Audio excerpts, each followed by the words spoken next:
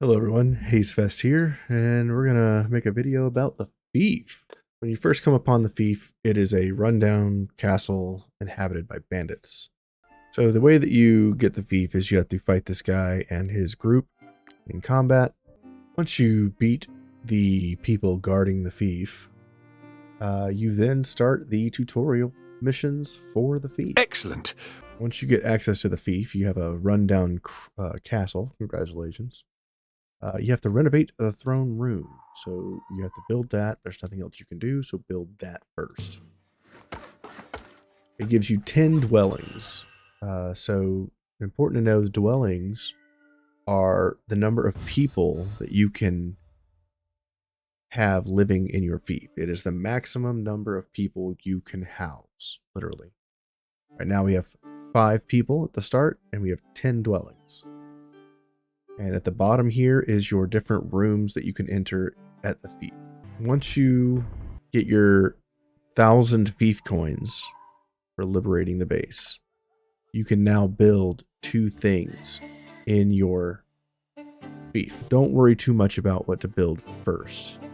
What I recommend is either a farm and then a forge or apothecary. I'm going to go with forge. And the way that the buildings work is once you build them, they add additional dwellings. They add to some sort of path for the fief. And they have a production slot. And it shows you what population they increase. Over here, let's build a farm. So now we have a forge and a farm. At the top left, you're going to see that we have these different things: food, defense, trade goods, and knowledge. Each of these things is a resource, and you have to make sure that you meet the minimum requirement for each resource. So we need 2 food, 2 defense, 2 trade goods, and 2 knowledge. So in order to do that, you're going to manage your forge and your farm. The buildings in your fief, you can just enter them like you would normal buildings, and then each building that produces things, you'll have an option of assigning someone to the production bench. Some of them require professions. Some of them are just assign a character and get 10% bonus. Here we need a blacksmith. And if we look at the farm, we just assign any companion. It doesn't matter who, doesn't matter the profession. So how do we get these food and defense, trade goods, and knowledge values? Well, you can right click on the buildings, or if you back out all the way, you can just right click here at the bottom, which is much easier than anything else. So we're going to right click on the farm first, and let's grab wheat, and that'll give us 16 food and 14 defense for making wheat. Now that we've built the farm and forge, we now have 20 dwellings. So that means we can have up to 20 people in our fief. Let's right click on the forge, and let's see if we can make the trade goods and knowledge requirements, which we can. So now we have 16 food, 14 defense, 10 trade goods, and 10 knowledge. Now that we have all these things in the green, our happiness will go up. And as our happiness goes up, so does our population. Once our population reaches 20, we are maxed out. We can't do anything else until we upgrade, which will come later. It doesn't matter what you make here. What matters is the values that they produce. We could always swap these two if we need to. Like if we need more knowledge and trade goods, we can just swap to brandy. And if we need more food and wheat, we can change to cabbage or something else. So it's a balancing act between all of your buildings and what they produce to feed and support your fief. The only thing that matters is population, all of your needs, and your happiness. That's all that matters. Once you've rested, you'll come back and talk to the steward. It's going to give you the next quest to gain 20 fief currency from taxes. To do that, you'll come down to the fief management in the bottom right corner. And here we will collect 20%, getting 22 fief coins from our people. and the next rest. Once you have collected 20 gold in taxes, go back to your throne room, talk to the guy. Those taxes will do. Your realm now has enough Get residents. 1,000 fief currency and You could 200 build crowns. a new district. Now we can build a new district. So if we scoot back out, you can see that we have this option to build a district. So once you get to this point where you can build a new district, if you go back to the dungeon district, you can now renovate the prison and the Mercenaries Inn. We're going to renovate the Mercenaries Inn first. This gives mission slots and companions, add defense, trade, and knowledge, 1 per companion. We're going to build that. At this point, we're going to go into the Mercenaries Inn. We're going to look at the missions. And at this juncture, this is where you need to pay attention. We have 3 quests that are a single unit quest. So we need to look out for a spearman, ranger, and a archer. Spearman costs well, I'll come with you. 500.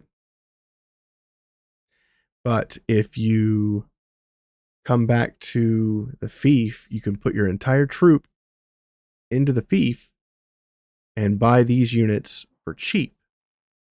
Alternatively, you can go to the town where you're at and you can recruit someone from the tavern, and then you can come back to the fief and go to manage garrison, and then you can put a companion from your troop into the inn, but it will take 1 camp cycle for them to reach the garrison. We are going to just buy the spearman for 504. Now I can send her on a mission and she'll give us 386. Now we could send her on a mission like this that requires the ranger, but we'll get a reduced amount because we are not sending the right class. So each unit that you send that's an off class reduces your overall reward by some amount. Here we're getting 50% of our expected income minus the wages. So we're getting 204 minus 21, 183. So we don't want to do that. We want to send the right people. So we're going to take this unit here as the spearman, and we're going to pick our spearman, and she's going to get 407 minus 21, so 386. The math's already done for you.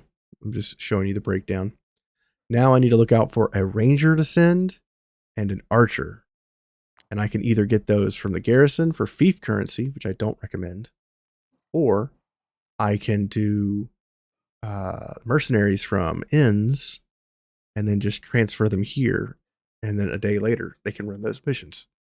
Now that we have the Mercenaries Inn, we can pretty much start automating this as long as I have the right classes. We can start making money with the missions that we're sending people out on. After dealing with the Mercenaries Inn, it is now time to expand our district. We could renovate the prison, but I don't have any prisoners right now, so I'm not going to worry about this. I think right now the priority is a district. We can see that our trade goods and our knowledge are low. Let's make the university. If we right click on the university, we can see that it's the knowledge district. Increases the scholar population. Production bonuses. Now, when it comes to the military barracks, the university, or the market square, production bonuses matter. So the things that you build in these districts will profit by an increased production of knowledge in this district. So for here, we could do something like the Apothecary's office. It's the alignment, it's knowledge. So we'll get the Apothecary's office, we'll put it here. We don't have enough money to build this until we get our unit back from his mission. We're green on all our stats. We need to keep an eye on knowledge as our population increases. Right now we're at 50% population. We can have a total of 40. So once we get our money back from our Mercenaries Inn, from that mission that we ran, we can build this location and we can put some more into knowledge as our population grows. So it's a balancing act about getting the right production units in the right spots to keep things moving So right now we're done with the thief until our mercenary gets back. All those banners waving. Managing such He a gives us large 100 crowd, more establishing crowns. A government should help.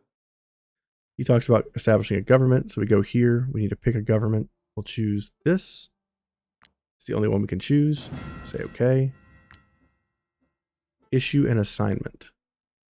We could issue an assignment to tax the people, which would give us 200 more coins, which is not enough. Because right now it gives us 10 times our population. So I think I need to let this grow until we reach 30 people, and then I can use it. And then I'll have 500 currency to build the next building. So right now we're just going to ignore. Another thing, taxes reduce these values up here. So because we are taxing our people, these values have declined. And you can play with these sliders to tax the people as much as possible.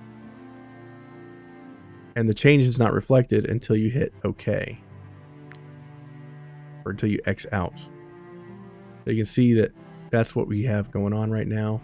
We could go even further on our slider here. You can see that we're going to make people upset.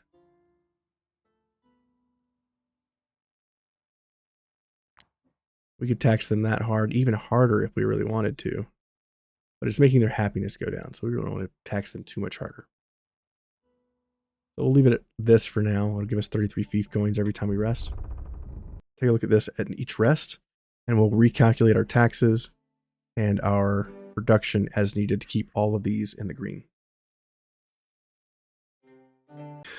Alrighty, I was lucky enough to find exactly what I needed to look for at my inn in Tiltron. So I found an archer. So I'll go ahead and put him into the garrison. And I found a ranger, so I'll put him in the garrison. Now I can do all three of those missions early on over the next 9 days. And I'll get quite a bit of money back. And that will help springboard the fief into automation. So now the fief will generate its own money without having to worry about taxing people too much. So now we just need to play the game, and as we rest, we can come to the fief, juggle some things, send people out on missions, and once we get 500 fief coins, we can then go back to the knowledge district and build the next thing here. And then we can fix whatever's wrong up in the top left. As you can see here, our taxes are too strong for what we have currently going on.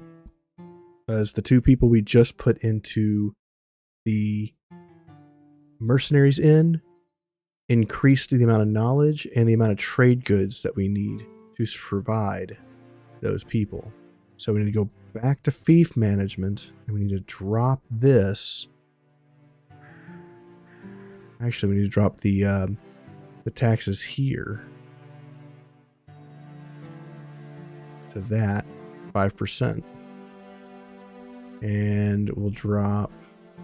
I think that's it, right? Yeah, that's all we needed. So now we're all in the green, and we can just not worry about fief until we rest. Do now have 35 people. We've dropped the taxes, and we still have a problem with knowledge. So what I'm going to do is I'm going to go to fief management, and we need to issue an assignment anyway. So we're going to come here, and we're going to tax the people. This is going to give us 350 coins. We're going to say, okay, we now have 612. And this has a 7-day cooldown. Now that we have the money to build something, we can put something in this location here. We could do a caravan travel post, which is also a main production of knowledge. Now that we have that established, we can manage. So we can put brandy here. It'll give us a lot of knowledge and a lot of trade goods. Now that we've done that, we can tax our people to the point where food is our problem. One thing about the fief that isn't very well documented or explained is upgrading your buildings. So if we look here at the throne room, that is the main building in this line here, and then we have a break, and then the university is the main building here. So basically the first building in each one of these little separated brackets, that's your main building. So if I right click on the throne room here, at the bottom left there's a under manage is a upgrade button. the upgrade button, once we upgrade it, we can then upgrade each one of the subsidiary buildings. So once the throne room is upgraded, we can upgrade the Mercenaries Inn, the forge, and the farm. And eventually we could also build the prison and upgrade that as well. And then once we upgrade the university, we could then upgrade the travel post and the apothecary's office. So each one of these things requires a different amount of resources to upgrade. Your main buildings, like the throne room and the university, are going to be the most expensive at like 750 currency and 200 crowns each. Alrighty, when it comes to the endgame fief, this is somewhat what it will look like. I have the maximum fief level, which is level 5. Each level, you will unlock another section to build into. Early on, you're going to want to start with, you'll be in the throne room here, and you'll want to have probably like the apothecary and the forge here to start off early on. And then eventually you'll get to the point where you can do the Mercenaries Inn, which is I recommend to do this first. And then you can do the prison later when you start getting currency. Or if you are doing prisoners early on, you can do the prison earlier. But the order of operations would be, I believe for me, farm and a forge, or a farm and a apothecary, or an apothecary and a forge is how I would start. That way, if you're at the fief, you have access to alchemy and blacksmithing. Once you get the Mercenaries in, you will get a couple missions with a single unit. And I recommend holding off on the fief currency that you get until you get those types of units. The units can either spawn here at the fief, and you can use fief currency to get them, which I don't recommend. I would recommend just going to an inn out in the wilds, finding the right class that you need, and then recruiting that class and sending it to the fief, which will be available the following day when you rest. So the optimal placements are going to be the throne room. This is your catch-all. This is whatever buildings you want to put here can go here. The merchant district has 4 options, and that is farm, workshop, gambling den, and bandit lair. I put the gambling den and the bandit lair in with my throne room, and you can put any of the 4 in with the market square. I recommend that you have a farm and something else, because you get 25% bonus food from the market square and 15% on your trade goods. Church is a trade goods item, and that can be put in with the market square. For the militia barracks, there's only 2 options: the forge, mains and defense, and the temple of the Tules. And this is something you unlock through an event at one of your audience members will ask you to do something. Once you fulfill that, it will give you the temple of the Tules as a buildable structure. The university district is going to be your production in knowledge bonus.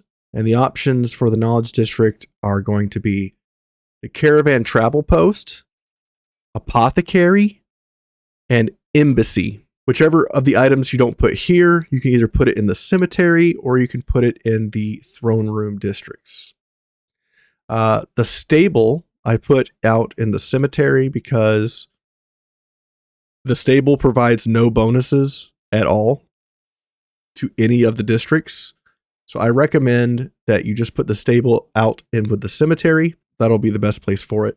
So what can you do with the fief? Why is the fief so good? Well, for one instance, you can go beyond level 15 and you can have a full group of level 17 units like I do, including level 17 animals. It takes a lot of work to get there, but it is possible. Let's go through everything. The throne room is where you take on audiences and things of that nature. But once you level up the throne room, you get access to this guy here. Anything you produce, you can ship remotely to your troop wherever it is in the world. So every time you rest, you'll get those items in your inventory for free. Mercenaries Inn is where you assign your mercenaries that you collect. either from out and ends or from here. And the level on these units inside this garrison do not matter for the missions that you send them on. They can all be level 1 with no gear, doesn't matter. They're strictly here to send out on missions to take care of that for you so that you get money out in the, or you get money for the fief to operate on its own. That is the whole point of this.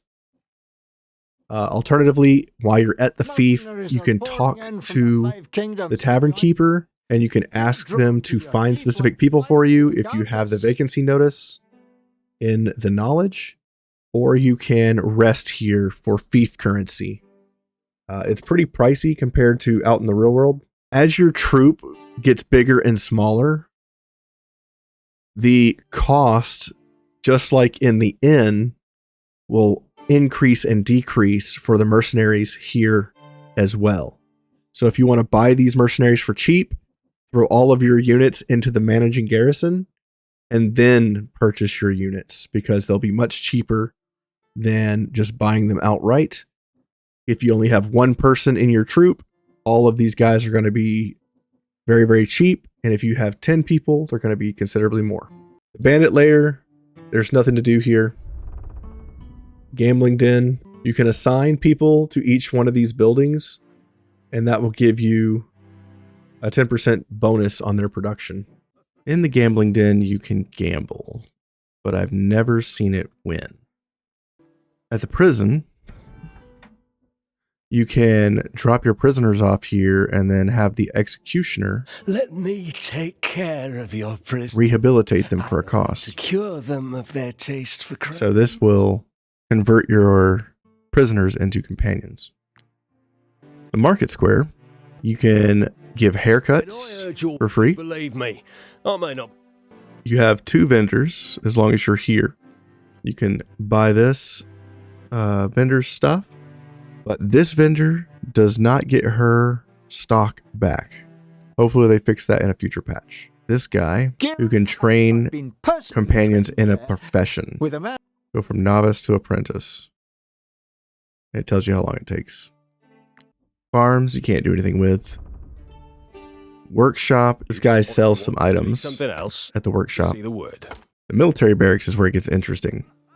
At the military barracks, you have the Brotherhood, just like any Brotherhood training grounds. The Master at Arms. So this takes the average level of your troop. If you have like 13 to 15 units, your average level will be 14.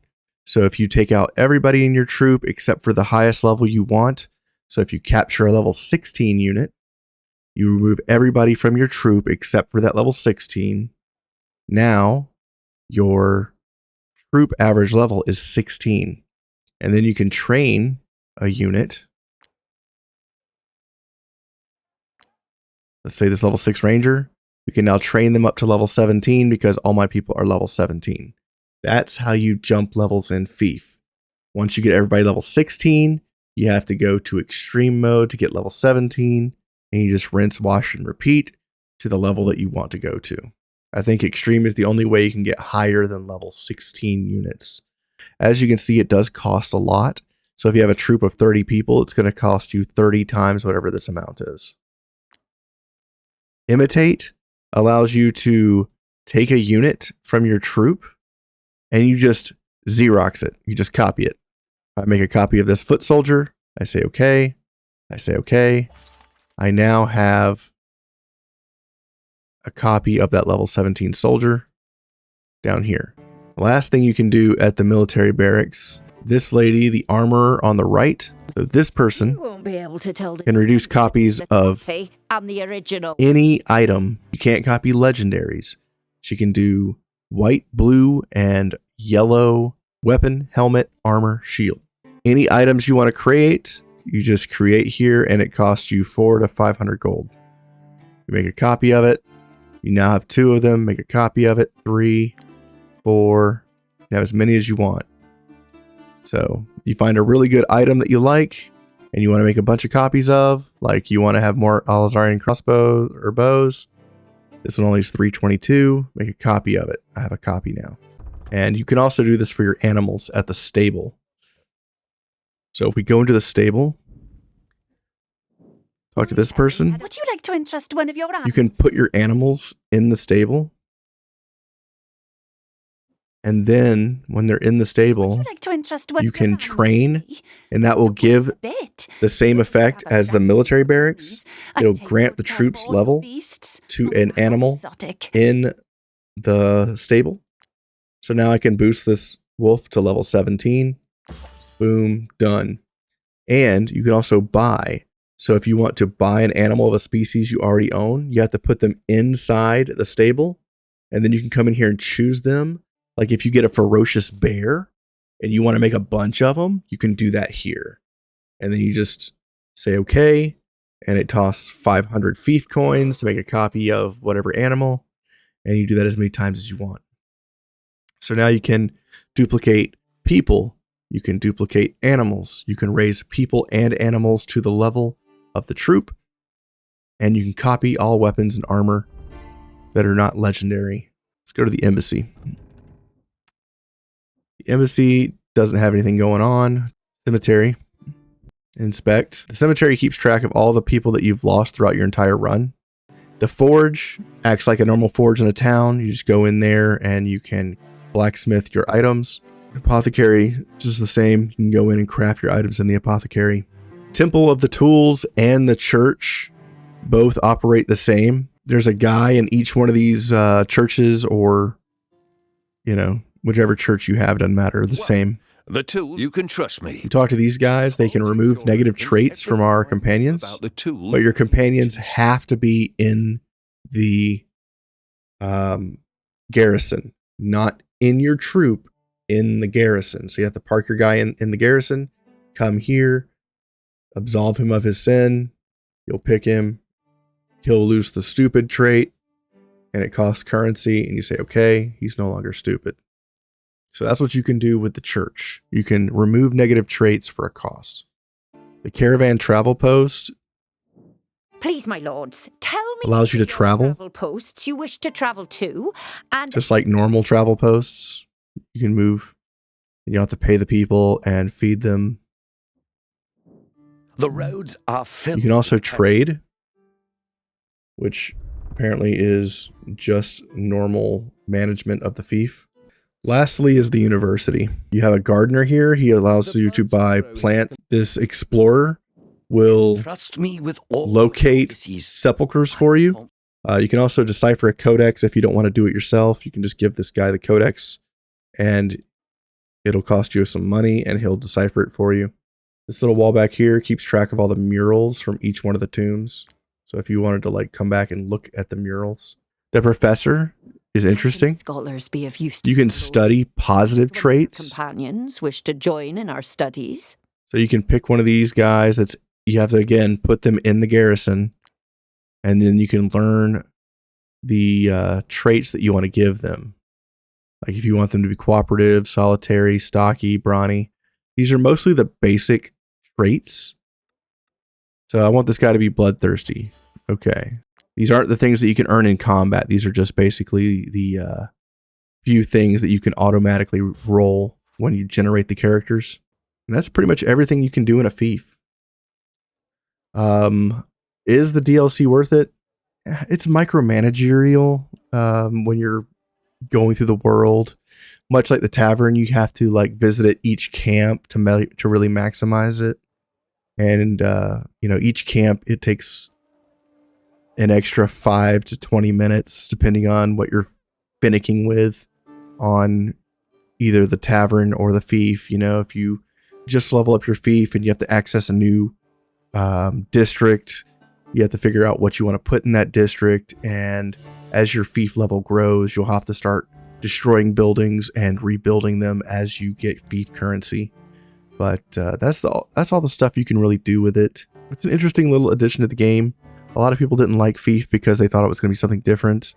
But for what it is, I think it's kind of cool. And when it first came out, it was absolutely broken.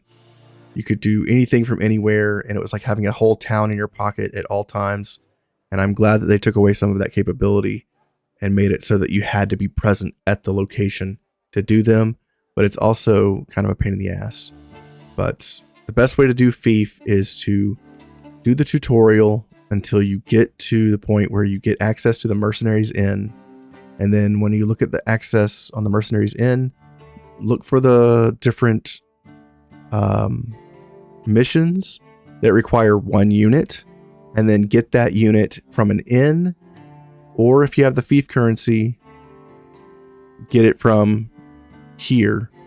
But I recommend, it's much cheaper, I think, to find someone out in the wild in an inn, hire them just for the purpose of putting them in the garrison, and then go into your troop.